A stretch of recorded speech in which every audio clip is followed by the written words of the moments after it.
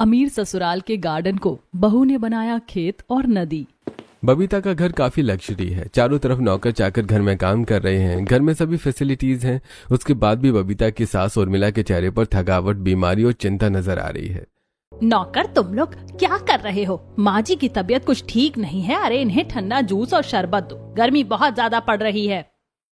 अब नौकर ठंडे ठंडे शरबत बनाकर उर्मिला के पास लेकर आते हैं। ले जाओ ये सब, मुझे ये सब पीने का बिल्कुल भी मन नहीं है। जाओ जाओ यहाँ से। अब ये देखकर बबीता, राजेंद्र और घर के बाकी सदस्य जो वहाँ खड़े हैं वो परेशान हो जाते हैं। दादी, क्या हुआ आपको? आप इतनी परेशान क्यों हैं? हाँ माँ, आप आजकल बहुत ज्यादा गुमसुम रहने लगी हो। क्या हुआ है आपको? माँ जी, अब तो आपकी ये उदासी हमारे लिए चिंता का कारण बनते जा रहा है। इतने नौकर चाकर, इतनी फैसिलिटीज होने के बाद भी आप यहाँ खुश नहीं हैं। क्या चाहिए आपको माँ जी? बहू, मुझे तुम्हारे शहरी दुनिया में एक पल भी सुकून नहीं मिलता है। तुम्हें पता है, जब मैं गांव में थी तो ताज़ा सब्जियां खाती थी, स्नान के लिए नदी में जाती थी और बाजार तो मैं रोज घूमती थी। लेकिन यहाँ तो सब्जियां मॉल से आती हैं, नहाने के लिए लग्जरी बाथरूम है और पैकेट वाला खाना मुझे अब बिल्कुल पसंद नहीं है। अच्छा, तो दादी माँ को गाँव की याद आ रही है? तो इसमें परेशान होने वाली क्या बात है? दादी माँ, हम कल गाँव चल रहे हैं। अब उर्मिला जब अपने पोते के मुंह से ये सब सुनती है तो उसके चेहरे की चिंता प्यारी मुस्कान में बदल जाती है। क्या सच में तू मुझे गांव ले जाएगा बेटा? ठीक है, मैं जा रही हूँ पैकिंग करने। हाँ माँ, आप पैकिंग कर लो और आप थोड़ा समय गांव में बिता कर आओ। अब 2 दिन बाद उर्मिला अपने बड़े पोते के साथ ट्रेन से गांव आती है। गांव का दृश्य काफी प्यार भरा होता है। चारों तरफ हरियाली होती है, पक्षी हवाओं में मधुर संगीत गा रहे होते हैं। दूसरी तरफ नदी में शीतल जल कल कल करके बह रहा होता है। देखो अनिकेत, यही है हमारे गांव का सुकून, शांति, सब कितना अच्छा है ना यहाँ। हाँ दादी माँ, एक सुकून तो है यहाँ पर। अब उर्मिला अपने घर का ताला खोलती है और घर के अंदर जाती है और फिर अपने पोते को लेकर नदी के पास स्नान करने जाती है। दोनों ही बड़ी खूबसूरती से नदी में स्नान कर रहे होते हैं कि तभी वहां पर एक खूबसूरत लड़की आती है जो अपने आप में ही बड़बड़ा रही होती है। अरे ये हमारी माँ भी ना, जब देखो तब हमका नदी में आने से रोकत रहा थे। ऊका लागत है, अब नदी में जाएंगे तो डूब जाएंगे। अब राधिका नदी में पैर डुबोकर पानी को पैरों से उछालने लगती है। वहीं दूर से अनिकेत उर्मिला राधिका की ये हरकतें टुकुर टुकुर देख रही थी। ये लड़की कौन है जो अपने आप में ही बड़बड़ा रही है? वैसे ये लड़की देखने में बहुत खूबसूरत है। मुझे तो पहली नजर में ये पसंद आ चुकी है। बाप रे, इतने दिनों बाद गांव की सुंदर लड़की के मुंह से देहाती भाषा सुना है। वरना तो शहर में अमीर लड़कियां सिर्फ इंग्लिश में खटर पटर करती रहती हैं। कितनी सुंदर है ये, इतने लंबे बाल, नैन नक्श भी अच्छा है लड़की का। काश इसे मैं अपने घर की बहू बना पाती। अब इसी तरह एक दिन अनिकेत अपनी दादी माँ के साथ गांव के बाजार में आता है। देख अनिकेत बेटा, गांव के बाजार की सब्जियां कितनी ताजा ताजा खिली खिली मिलती हैं और शहर की सब्जियां तो पैकेट में ही दम तोड़ देती हैं। हाँ, सही कह रही हो दादी माँ। इतने में वहां पर फिर से राधिका आती है जो ठेले पर अपनी हरी भरी सब्जियां बेच रही होती है। अरे ईका, हाँ आप लोग दूसरे ठेले से सूखी मुरझाई सब्जियां खरीदत हो? अरे हमारे पास आओ, हम तुमको अपने खेतवा का ताजा ताजा खिली खिली सब्जियां देंगे, वो भी कम दाम में। अरे ये यहाँ, अच्छा तो ये सब्जी वगैरह भी उगाना जानती है। यही अच्छा मौका है इससे 2 लाइन बात करने का। अनिकेत बेटा, चलो उस लड़की के ठेले पर चलते हैं। अरे बाप रे, दादी तो उसी लड़की के पास जा रही हैं जिसे मैं मन में ही पसंद करता हूँ। अच्छा मौका है, आज उसे पास से जी भर के देख लूंगा। अरे बिटिया, ये सब्जी तो सच में बहुत ताजी है। जरा 1-1 किलो तोरी, बैंगन, शलगम, कद्दू तोल दे। अरे आप लोग तो गांव के नहीं लागत हो? हाँ, वो मैं शहर से कुछ दिन यहाँ रहने आई हूँ। अब राधिका उर्मिला को 1-1 किलो सभी सब्जियां तोल कर देती है।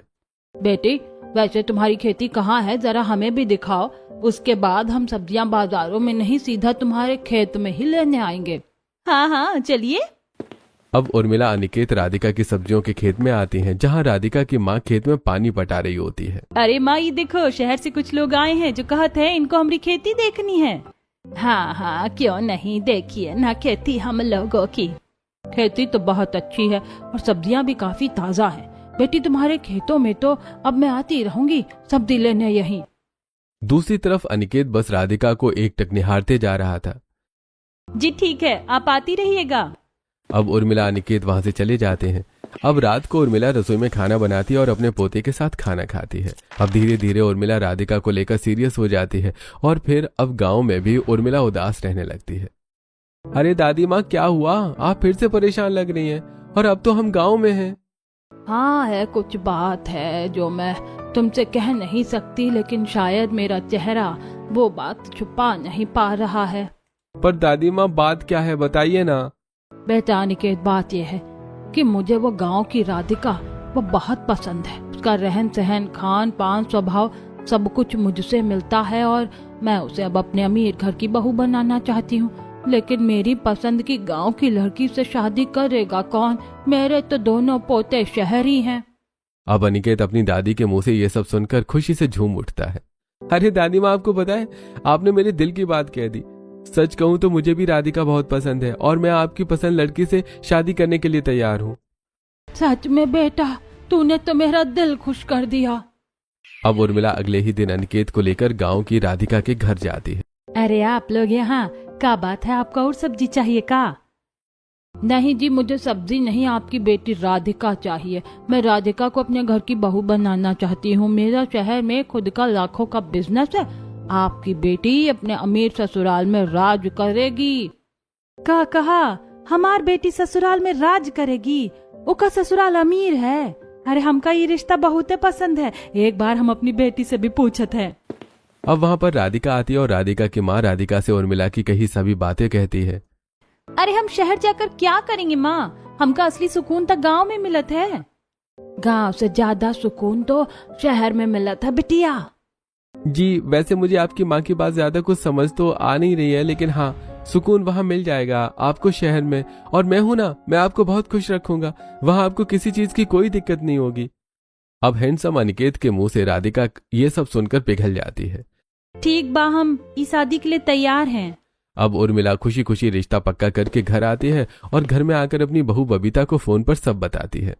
अरे ये क्या माँ जी, आप तो गांव घूमने गई थी, लेकिन आपने तो वहाँ दुल्हन ही पसंद कर ली। मेरे बेटे के लिए वो लड़की ठीक तो है ना? शहर में रह तो लेगी ना? अरे यार, दादी ने गांव में जाकर लड़की क्यों पसंद कर ली? गांव की लड़कियां तो गंवार होती हैं। वो अनपढ़ यहाँ आएगी तो हमारे घर का माहौल ही खराब हो जाएगा। माँ जी सुन रही हैं आप? पीछे से पिंकी क्या कह रही है? अरे वो लड़की पढ़ी लिखी समझदार तो है ना? नहीं, ज्यादा पढ़ी लिखी तो नहीं है, लेकिन घर संभाल लेगी अपना। और तुम्हारे बेटे को भी ये लड़की पसंद है। अब मैं इसकी शादी यही करवा रही हूँ। 2 से 3 दिन के अंदर तुम लोग भी यहीं आ जाओ। अब 2 से 3 दिन के अंदर उर्मिला का पूरा अमीर परिवार शहर से गांव आता है, जिसके बाद अनिकेत की शादी पूरी विधि विधान के साथ गांव की राधिका से होती है। अब राधिका शादी करके अपने अमीर ससुराल आती है, जहां घर के नौकरों ने घर को अच्छे से सजा रखा होता है। रुको बहू, तुम यहीं रुको। अब बबीता मंदिर से आरती की थाली लेकर आती है और अपनी गांव की बहू का गृह प्रवेश करवाती है। आओ बहू, इस कलश को गिराकर घर के अंदर प्रवेश करो। अब गांव की राधिका कलश गिराकर घर के अंदर गृह प्रवेश करती है और राधिका देखती है कि उसके ससुराल का घर काफी आलीशान और खूबसूरत महंगी चीजों से भरा हुआ है। तभी राधिका की नजर हॉल में टेबल के ऊपर रखे फिश एक्वेरियम पर जाती है और वो फौरन फिश एक्वेरियम के पास आती है और उसके अंदर अपना हाथ डुबो देती है। अरे अरे, क्या कर रही हो आप? ऐसे गंदे गंदे हाथ फिश एक्वेरियम के अंदर मत डालो, पानी गंदा हो जाएगा। अरे सुनाई नहीं दे रहा क्या? अरे हम सब सुनत हैं, लेकिन अभी हम ये मछली देखन में मगरूर हैं। आप लोग ये रंग बिरंगी मछली को कैद करके क्यों रखे हो? ये मछली सबको आजाद कर दो। अरे ये ऐसे कैसे बात कर रही हैं गंवार की तरह भैया? ये तो सचमुच गांव की गंवार देहाती है। भैया, आपको ये लड़की कैसे पसंद आ सकती है? आप तो शुरू से शहर में रहे हैं। अरे तुम इसकी भाषा पर क्यों जाते हो? इसकी मासूमियत देखो, और ये दिल की भी बहुत साफ है। और रही बात भाषा की, तो धीरे धीरे यहाँ रहकर ये भी हमारी तरह बोलने लगेगी। सही कह रहा है अनिकेत। खबरदार, अगर अब कोई मेरी बहू पर हंसा तो जाओ बहू, तुम आराम कर लो। अब राधिका अनिकेत के साथ अपने कमरे में आती है। अरे बाप रे, आप इतनी बड़ी कमरे में रहते हो अनिकेत जी? ये कमरा तो बहुत खूबसूरत है। तुम शायद कमरे की तारीफ कर रही हो। हाँ, ये कमरा बहुत सुंदर है और आज से ये तुम्हारा भी है। चलो आराम कर लो। अब राधिका अनिकेत के साथ आराम करती है। अगले दिन राधिका नहा धोकर तैयार होती है और घर की रसोई में आती है, जहाँ रसोई काफी मॉड्यूलर होती है। वहीं रसोई में 2 नौकरानी भी उपस्थित होती हैं। अरे हमका ये रसोई में तो कुछ समझ नहीं आवत है। देखिए, ये सब आप नहीं संभाल पाओगी। आप यहाँ क्यों आई हो? आप जाओ, हम लोग खाना बना लेंगे। अब राधिका वहां से चली जाती है। कुछ देर बाद घर के नौकर खाना डाइनिंग टेबल पर लगाते हैं, जहां राधिका का पूरा परिवार चम्मच और फोक का इस्तेमाल करके खाना खा रहा होता है। वहीं राधिका हाथ से खाने को खाने लगती है। भाभी, आप ये कैसा खाना खा रही हो? थोड़ा तरीके से खाओ ना। हाँ राधिका, तुम चम्मच से खाना खाओ ना, इससे तुम्हारे हाथ भी गंदे नहीं होंगे। लो लो, टिश्यू पेपर लो और अपना हाथ साफ करो। अब बड़ी मासूमियत के साथ राधिका टिश्यू पेपर से हाथ साफ करती है और चम्मच से खाना खाना शुरू करती है।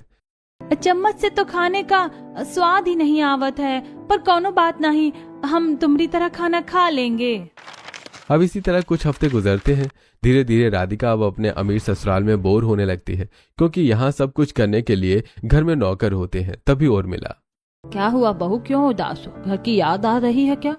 का कहीं दादी जी, हमका यहाँ मन नहीं लागत है। गांव में तो हम कुछ न कुछ करते ही रहते थे। कभी सब्जी की खेती को संभाल लेते थे, तो कभी नदी में घूम कर आवत थे। लेकिन यहाँ तो सारा दिन घर में रहत है और काम भी घर के सब नौकर चाकर ही करत है। अच्छा, तो तू घर में बोर हो रही है? चल फिर आज मैं तुझे अपने घर के गार्डन में लेकर चलती हूँ। गार्डन में घूमकर तुझे बहुत अच्छा लगेगा, क्योंकि हमारा गार्डन बहुत बड़ा है।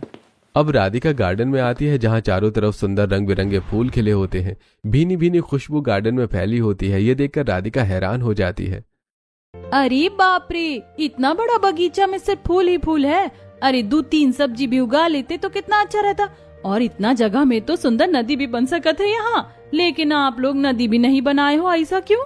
बहु शहर के लोगों को ना तो घर की उगी सब्जी पसंद आती है और ना ही घर के आंगन में नदी। उन्हें तो मॉल की सब्जियां और नदी की जगह स्विमिंग पूल पसंद आते हैं। अच्छा, ये बात है। वैसे आपका गार्डन बहुत ही सुंदर है। अब राधिका के मन में ये आलीशान गार्डन देखकर लालच आ जाता है और वो एक दिन अकेले में अपने कमरे में खिड़की से गार्डन को देखकर कहती है, ये फुलवा का गार्डन इतना बड़ा है, जी करत है हम भी इसमें अपनी मनपसंद सब्जी उगा ले। लेकिन सोचते हैं अगर घर वाले ये बात जान गए कि हम उनके महंगे गार्डन में खेती करना चाहते हैं, तो ये लोग हमका ये घर से निकाल ना दे। एक काम करत है, छुप कर खेती करत है, किसी को पता नहीं चलेगा। वैसे भी हमका ये शहरी सब्जी पसंद नहीं आवत है, ऐसे हमारा मन भी लगा रहेगा। अब एक शाम राधिका घर से बाहर निकलने की कोशिश करती है कि तभी बबीता, अरे तुम कहाँ जा रही हो शाम को घर से बाहर? कुछ बताओगी? चुप क्यों खड़ी हो? जी हमका वो बहुत जरूरी सामान लेना है। हाँ तो घर के नौकर को बोल दो, वो लोग ले आएंगे तुम्हारा सामान। और वैसे भी तुम्हें तो ठीक से हिंदी बोलनी भी आती नहीं है। दुकानदार तुम्हारी भाषा तो समझ नहीं पाएंगे। और अगर किसी को पता चल गया कि तुम मेरे घर की बहू हो, तो तुम्हारे साथ साथ मेरी भी बेइज्जती होगी। अरे नहीं नहीं, हम अपना सामान खुद ही ले आएंगे। नौकरों पर हमें विश्वास नहीं है।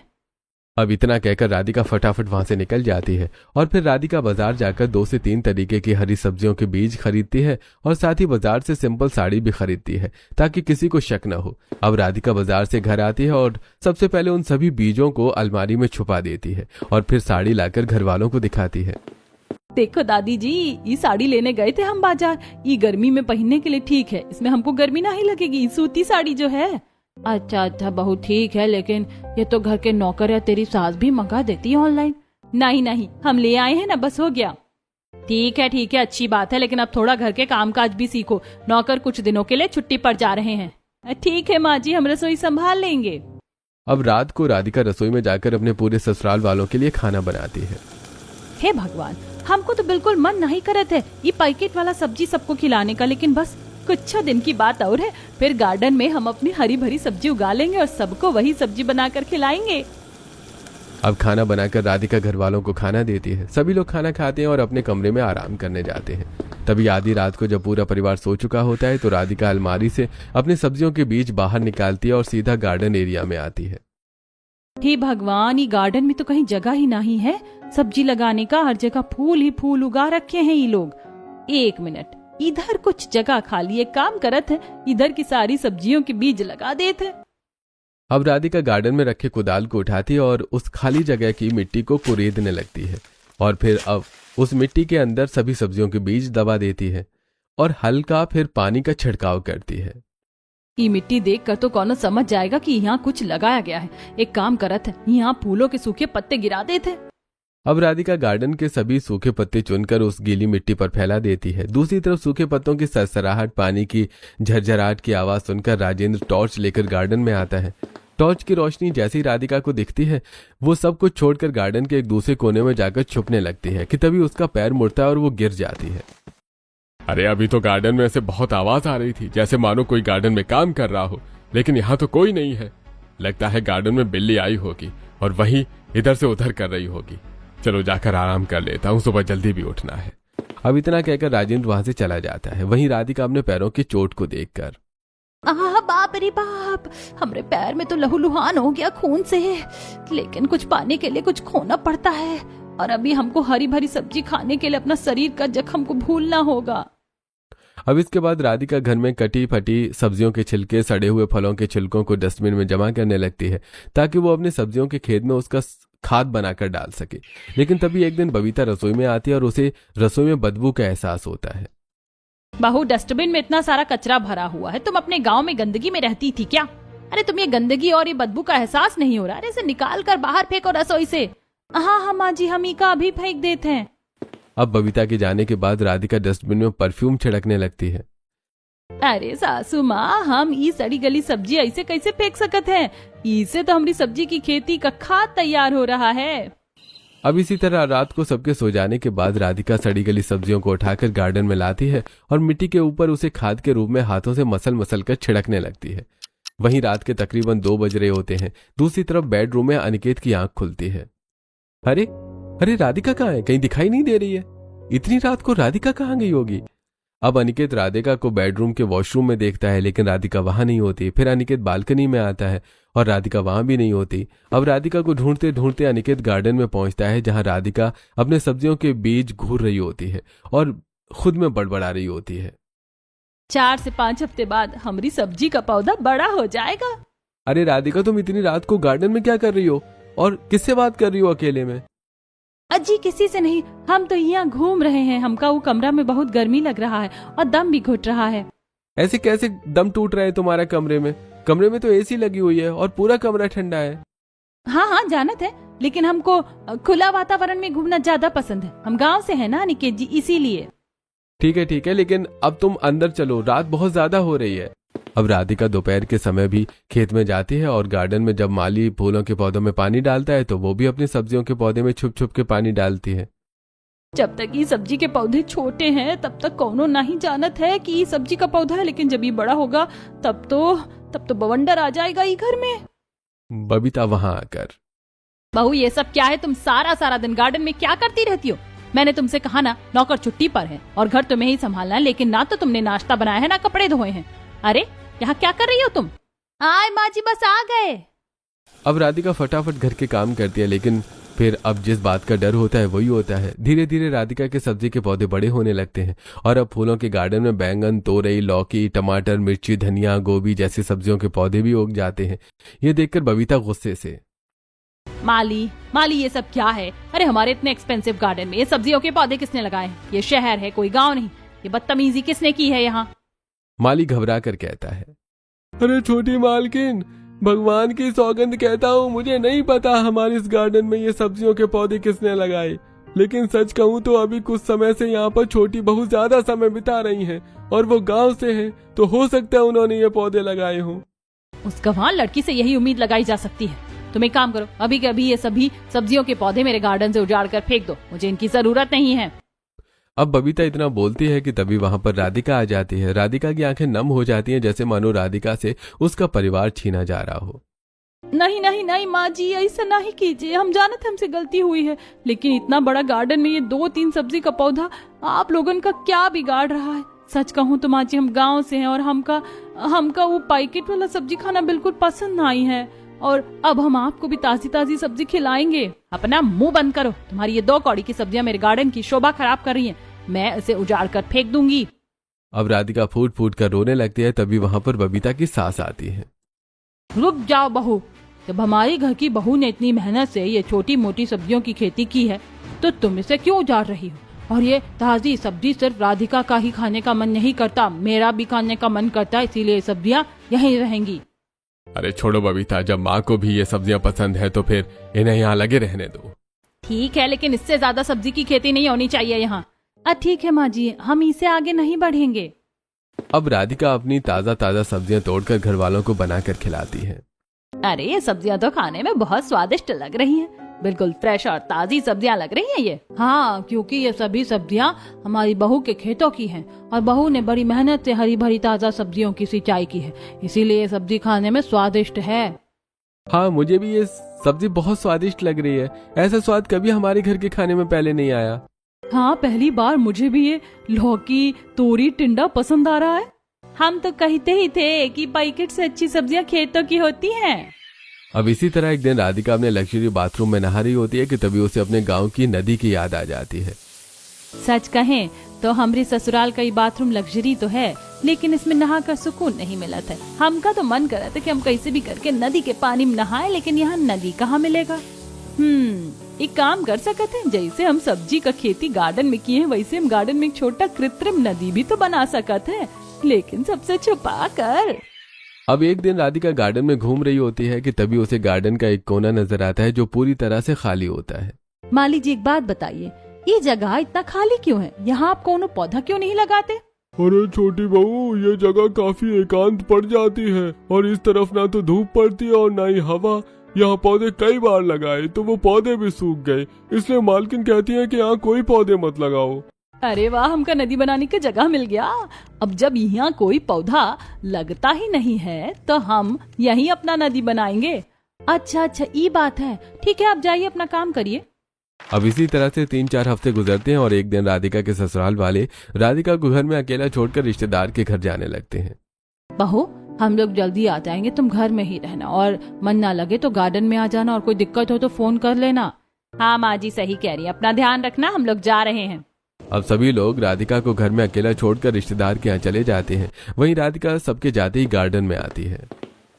आज घर में ना तो माली है ना ही परिवार वाले, ये अच्छा समय है अपना नदी बनाने का। अब राधिका कुदाल से उस खाली जमीन पर बहुत गहरा गड्ढा खोदती है। गड्ढा काफी गहरा हो जाता है, जिसके बाद राधिका सड़क से बड़े बड़े पत्थर उठाकर लेकर आती है और उसे गड्ढे के अंदर फैला देती है और फिर गार्डन में लगे पानी के वॉल में लंबा पाइप लगाकर वो उस गहरे गड्ढे को भरती है। गड्ढे में रखे पत्थर पानी में चमकने लगते हैं और एक सुंदर कृत्रिम नदी बनकर तैयार हो जाती है। अब राधिका उसे नदी में खुशी से स्नान करती है और गाना गाती है। हमका मालूम है इश्क मासूम है, दिल से हो जाती है गलतियाँ, सब्र से इश्क महरूम है। बाप रे, आज इस नदी में स्नान करके हमका सुकून मिला है, लेकिन अब हमको ये नदी छुपाना होगा, ना ही तो घर वाले हमको जान से मार देंगे। कहेंगे पहले खेती की और अब नदी भी बना लिया गार्डन में। एक काम करते हैं, बाहर से बड़ी बड़ी सूखी सूखी झाड़ियां और टहनियां चुनकर लेकर आवत है और इससे इस नदी को छुपा देंगे। अब राधिका जंगली एरिया में आती है और वहां से ढेर सारे सूखे पत्ते, सूखे टहनियां, मोटे मोटे लकड़ियों के डंडे इकट्ठे करके गार्डन में लाती है और चारों तरफ से नदी के ऊपर रख देती है। लकड़ियों का भार इतना ज्यादा बढ़ जाता है कि नदी दिखाई देनी बंद हो जाती है। अब अगले दिन घर के सभी सदस्य घर आ जाते हैं। वहीं जब माली गार्डन की सफाई करता है तो वो गार्डन में जंगली झाड़ियां और टहनियां देखता है। अरे हमारे गार्डन में ये इतनी सूखी लकड़ियाँ कौन लेकर आया है? जी हम लाए हैं, इसे यहीं रहने दीजिए, हमें इससे कुछ काम है। ठीक है छोटी बहू। अब राधिका रोज रात को सबके सोने के बाद अपने गार्डन की नदी में आती है और सुकून से नहाती है। कितना सुकून है नदी के पानी में। अभी इसी तरह से कुछ हफ्ते गुजरते हैं और गर्मी का तापमान इतना ज्यादा बढ़ जाता है कि मोहल्ले में पानी की अकाली पड़ जाती है। तो मित्रा, तुम्हारे घर में पानी आ रहा है क्या? मेरे तो घर के नल सूख चुके हैं और टैंकर भी नहीं आ रहा है। अरे तुम्हारे नल सूख रहे हैं, मेरे घर का तो स्विमिंग पूल भी सूख गया और घर में पानी की एक एक बूंद की किल्लत हो रही है। दूसरे शहर से बिस्लेरी की बोतल मंगा कर पी रही हूँ, पता नहीं ये गर्मी कब जाएगी। दूसरी तरफ बबीता के घर का पानी खत्म हो जाता है और किसी पाइपलाइन से पानी नहीं आ रहा होता है। अनिकेत, अर्णव बेटा, घर में पानी नहीं आ रहा, जरा दिल्ली जल बोर्ड वालों को फोन करना। अब अनिकेत फोन पर बात करता हुआ, भैया पानी की दिक्कत हो रही है काफी ज्यादा हमारी सोसाइटी में, और ये किस वजह से हो रहा है? जी, गर्मी का तापमान बहुत ज्यादा बढ़ रहा है, जिस वजह से पानी का स्तर बहुत कम हो गया है और घरों में लगाई जाने वाली पाइपलाइन भी अंदर ही अंदर सूख रही हैं। इतना कहकर दिल्ली जल बोर्ड के कार्यकर्ता फोन रख देते हैं। चल बेटा, एक बार गार्डन में लगे वॉल को खोलकर देखते हैं, क्या पता उसमें पानी आ रहा हो। अब सभी लोग बाहर आते हैं और वॉल देखते हैं, लेकिन उसमें में भी एक बूंद पानी नहीं आता। दूसरी तरफ मोहल्ले में भी औरतों की भीड़ इकट्ठा होती है। बाप रे, पूरा मोहल्ला पानी की एक एक बूंद के लिए परेशान हो रहा है। पता नहीं ये गर्मी इतनी क्यों बढ़ रही है। बताओ, पानी के बिना सब कैसे क्या होगा। दूसरी तरफ राधिका घबरा रही होती है कि कहीं उसकी नदी का खुलासा न हो जाए। इतने में बबीता चलते चलते उन सूखी झाड़ियों से टकरा जाती है और उसके पैर में कांटा चुभ जाता है। अरे ये सूखी झाड़ियाँ यहाँ पर किसने रखी हैं? जल्दी हटाओ इसे, देखना मेरे पैर में कांटे गड़ गए हैं। अरे कौन पागल है ये जिसने गार्डन में सूखी झाड़ियां रखी हैं, वो भी कांटेदार। अरे जी, ये छोटी बहू ने रखा है, उन्होंने कहा है कि उन्हें इससे काम है। अब माली फटाफट सूखी झाड़ियों को हटाकर साफ करता है। तभी वो सब देखते हैं कि वहां एक सुंदर कृत्रिम नदी बह रही होती है। बाप रे, इतनी बड़ी नदी हमारे गार्डन में कब, कहाँ और किसने बनाया? ये सब क्या है माली, ये सब कैसे हुआ? अब ये सुनकर राधिका फौरन अपनी सास के कदमों में बैठ जाती है। ई हम बनाए हैं माँ जी, हमका माफ कर दो। हम गांव से हैं तो हमका नदी में नहाने का बहुत शौक है। हम आपका गार्डन खराब कर दिया, हमें माफ कर दो। वो तो ठीक है बहू, लेकिन तुम्हारा नदी का पानी सूखा क्यों नहीं, जब पूरी सोसाइटी का पानी सूख चुका है? दिल्ली जल बोर्ड तक में पानी नहीं है। हाँ माँ, ठीक कह रही हैं। अब ये बात मोहल्ले वालों के कान में जाती है और मोहल्ले वाले भी बबीता के गार्डन में आकर खड़े हो जाते हैं और ये सुंदर नदी देखकर चिढ़ जाते हैं। अरे देखो, जहाँ पूरा मोहल्ला सूख रहा है वहाँ इनके घर में कल नदी बह रही है। अरे मुझे तो लग रहा है ये लोग मोहल्ले का पानी पाइपलाइन से चुरा कर अपनी नदी में भर रहे हैं। मैं इन पर कंप्लेन करूंगी, आखिर इनके घर में इतना पानी आया कहाँ से? बहू, तू अपने शौक पूरे करने के चक्कर में मोहल्ले का पानी तो नहीं चुरा रही है ना? नहीं दादी जी, हमने ये नदी मेहनत से बनाई है, चोरी से नहीं। राधिका इतना बोलती है कि तब तक सुमित्रा दिल्ली जल बोर्ड वालों को बबीता के घर बुला लेती है। अब कुछ वाटर इंजीनियर नदी में घुसते हैं। सर, इस नदी में पानी ऊपर से चुराकर नहीं भरा गया है, ये पानी नीचे से आ रहा है। इस नदी में पानी का एक गहरा सोता है जिससे इस नदी में अनंत पानी है और ये पानी कभी नहीं सूखेगा। ये नदी किसने बनाई है? जी जी, मैंने बनाया है। क्या हुआ? ये खेती, ये नदी, इस गार्डन में सब हमने ही बनाया है। बहू, तुम्हें नहीं पता, लेकिन तुमने जाने अनजाने में सब्जियों की खेती के साथ साथ पानी की भी खेती कर दी। इस नदी में पानी का इतना गहरा सोता है कि यहाँ का पानी कभी नहीं सूखेगा। तुमने बहुत बड़ी खोज की है बहू। अब इसी नदी से पूरे मोहल्ले को पानी मिलेगा और साथ ही तुम्हें करोड़ों रुपए का इनाम दिया जाएगा सरकार द्वारा। अब सरकारी कर्मचारी कृष्णा धाम सोसाइटी के सड़कों को क्रेन से खुदवाते हैं और फिर बीचों बीच पाइपलाइन बिछाते हैं और उसे पाइपलाइन को नदी से फिट कर देते हैं और फिर पक्की फर्श बना देते हैं, जिसके बाद से इस नदी द्वारा पूरे मोहल्ले में पानी सबको प्राप्त होता है और साथ ही सरकार 500 करोड़ का चेक राधिका के हाथ में देती है। ये लो बहू, तुम इन पैसों की असली हकदार हो। सच कहूं तो प्राकृतिक वैज्ञानिक हो तुम। सच में? और मैं तो सोच रही थी इसने पानी चुराया है, लेकिन इसने तो पानी की खोज की। तुम सच में बहुत काबिल हो बहू। अब सबके जाने के बाद राधिका 500 करोड़ का चेक अपनी सास के हाथ में थमा देती है। ये रखिए माँ जी, इसकी हकदार आप हैं और हम इतना पैसा लेकर क्या करेंगे? आज बबीता भी काफी इमोशनल हो जाती है। बहू, तुम सच में बहुत मासूम हो, इसीलिए अपनी मेहनत की कमाई भी मुझे दे रही हो। और सच कहूँ तो मैं तुम्हें गंवार समझती थी, लेकिन तुम्हारे पास तो प्राकृतिक विद्या का भंडार है। अब जहां गंवार राधिका की नदी की खोज से पूरे सोसाइटी को पानी प्राप्त हो रहा था, वहीं अब राधिका के अमीर ससुराल वाले भी नदी के पास बैठकर अपना समय बिताते थे।